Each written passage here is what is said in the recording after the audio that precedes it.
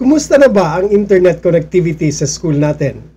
Alam ba ninyo na ito ang foundation in the construction of the information highway in modernizing education? Hi! Welcome to another episode of 15 Minutes with Sir Noni. The information highway plays a crucial role in modern education by providing students and teachers with fast and easy access to vast amounts of knowledge. It enables interactive learning experiences and supports collaboration beyond traditional classroom boundaries. Schools connected to the information highway can better prepare students for a technology-driven world. Embracing this digital infrastructure is essential for fostering academic growth and digital literacy. The information highway is critically important for school as it transforms how education is delivered, accessed, and managed, enabling better communication, expanded learning opportunities, and improved student outcomes. It acts as a digital infrastructure that connects students, teachers, administrators, and families, allowing seamless access to wealth of information, educational resources, and collaborative tools essential for 21st century learning. Now, let us talk about information highway and how it enhances educational access and communication. So, the information highway provides schools with the ability to deliver distance learning and multimedia education, breaking down geographic and physical barriers between students and quality instruction. It enables real-time data sharing and communication among teachers, students, and parents, fostering engagement and enabling immediate support for students' academic and personal needs.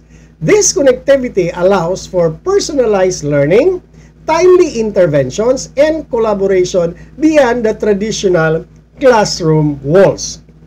The information highway also supports whole child development.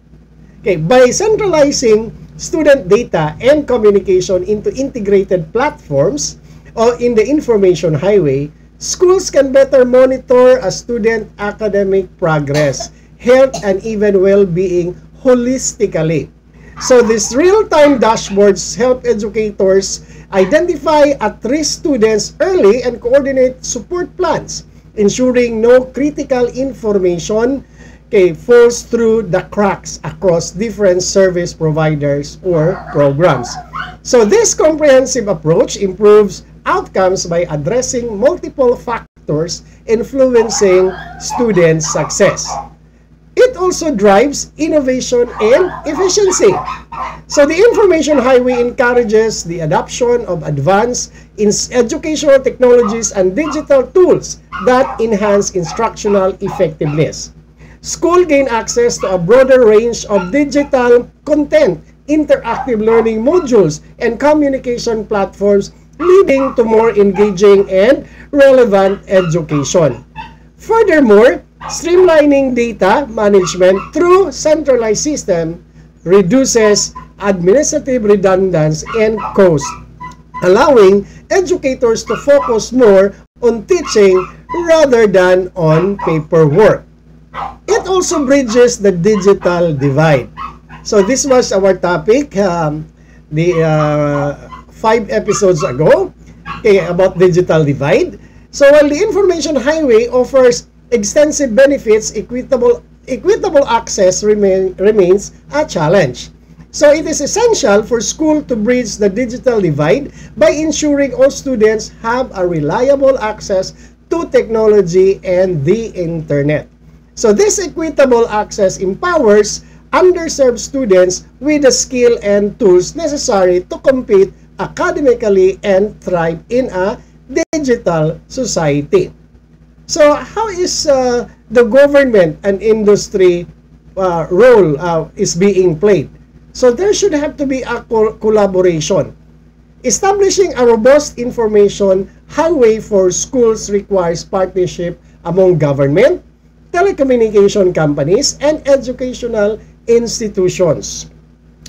Strategic investment and policies are needed to build a local infrastructure such as high-speed internet, school networks, and equipment, enabling schools to become full participant in the digital age. So such collaboration underscores the shared commitment to preparing students for the workforce and citizenship in an increasingly interconnected world. So in summary, the information highway is fundamental to modern education, fostering connectivity, equity, innovation, and efficiency across the schooling ecosystem. So it empowers all stakeholders to participate meaningfully in the learning process and supports the development of critical skills needed by our learners in the 21st century so that they can compete in the world of work around the world. In conclusion, the information highway is indispensable for enhancing the quality and reach of education in our schools. It empowers students and educators with tools and resources that foster creativity, critical thinking, and collaboration. As technology continues to evolve, integrating the information highway into education will ensure students are well prepared for future challenges. Therefore, investing in this digital infrastructure is vital for building a smarter and more connected generation. School heads, principals, nag-invest na ba tayo sa digital infrastructure? May stable internet connection na ba ang ating school? Once again, thank you for joining us on 15 Minutes with Sir Noni. See you!